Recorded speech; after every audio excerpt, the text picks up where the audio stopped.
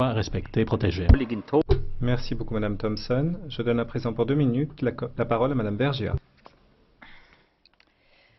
Merci, Monsieur le Président. Le sort de la communauté LGBT en Afrique inquiète de plus en plus. Dans plusieurs pays d'Afrique subsaharienne, l'homosexualité est encore punie par la peine de mort. 27 la répriment sur le plan pénal, 38 quand il s'agit de femmes.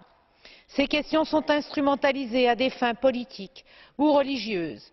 L'homosexualité est dénoncée comme un mal de l'Occident, alors que l'homophobie a justement été importée d'Occident par des religieux. Plusieurs pays sont en train d'aggraver les lois répressives en ce domaine. Et même quand les législations antidiscriminatoires existent, elles sont mal, voire pas appliquées. Les femmes sont encore plus victimes de ces discriminations que les hommes, doublement victimes en tant que femmes, en tant que lesbiennes.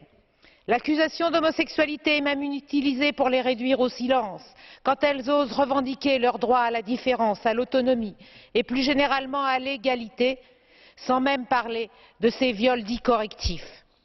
Seuls quelques leaders africains, comme Monseigneur Desmond Tutu ou Joyce Banda, le nouveau président du Malawi, osent aller à contre-courant. La situation des LGBT est d'autant plus difficile qu'ils n'ont généralement aucun pays voisin pour se réfugier, puisque discrimination et persécution sévissent à grande échelle sur la quasi-totalité du continent. L'évaluation de la situation en Afrique du Sud, longtemps considérée comme une sorte d'Eldorado, est inquiétante. L'Union européenne doit moins que jamais rester silencieuse. Elle ne doit pas se contenter de mots. Plus que jamais, l'Union européenne doit soutenir les réseaux militants en Afrique contre ces discriminations et faire de ces questions un point clé du dialogue politique avec les États africains. L'Union européenne doit aussi largement ouvrir ses portes à ceux et celles qui lui demandent asile parce qu'ils sont victimes de discrimination en ce domaine.